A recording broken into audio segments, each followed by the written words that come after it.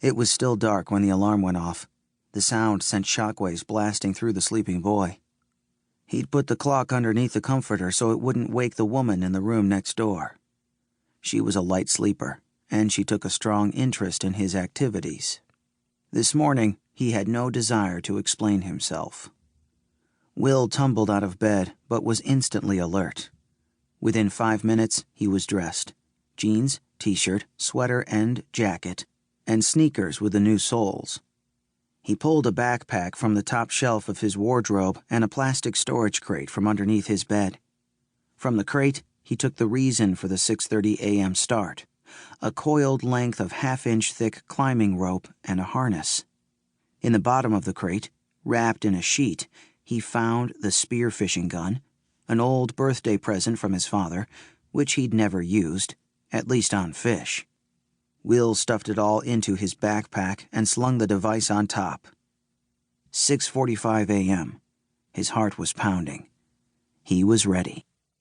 The third stair down was the one to watch for. One hand on the banister, he skipped over it. Then he was out the front door and into the freezing fog of the early December morning. Will closed the door gently.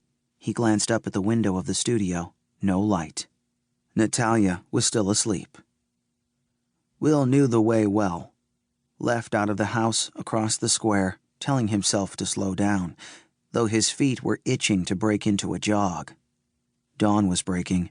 Gray color slowly crept over the buildings. To his right, a red double-decker bus rumbled past, spewing out exhaust. Through the dim light, a black cab followed it, veering off toward Tottenham Court Road. Will hoisted the pack higher on his back and pulled his scarf up across his mouth. With numb fingers, he reached into the pocket of his jacket and touched the smooth, soft leather of a cricket ball. A ball his father had given to him, for luck. 7 minutes later, he was there. Will paused outside the gates. There were 2 security cameras, one over the double front doors to the school, the second around the back, overlooking the parking lot. They were a few years old, and obvious. Will had timed the narrow arc of the front camera from several feet on one side of the front gate to roughly 3 feet on the other side. He glanced at his watch, another present from his father. A barometer, thermometer, altimeter, wind sensor, bug sweeper, and timepiece rolled into one. 10 seconds, 8 seconds, 5 seconds, and he ran. 8 seconds later, he was crouching to one side of the main entrance. The camera had missed him by a mile. He was breathing hard.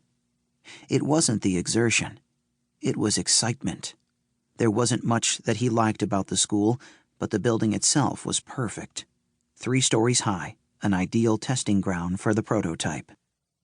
Will glanced around the yard, but it was far too early for any teachers. They wouldn't arrive for more than an hour. The cleaners worked at night. The caretaker had Thursdays off. Quickly, he slipped around to the rear of the building and looked up. The school was old, Victorian. To Will's left, an iron fire escape zigzagged its way up the solid red brick. The walls seemed to soar. But Will had confidence in his design. He'd been over it countless times. The mechanism would work. He was sure of that. At least, he thought he was sure. But there was nothing like a trial run for throwing up oversights or errors. Will took a deep breath. He checked his watch, 7:12 a.m. He had plenty of time. He lowered his backpack to the ground and pulled out the device. It needed a name, but this was Will's only superstition. Name nothing until it works. Then he hauled out the rope and the climbing harness. The harness slipped easily over his jeans. Next came the spear gun. It was low-powered, running on pressurized gas. It should be all right, he hoped.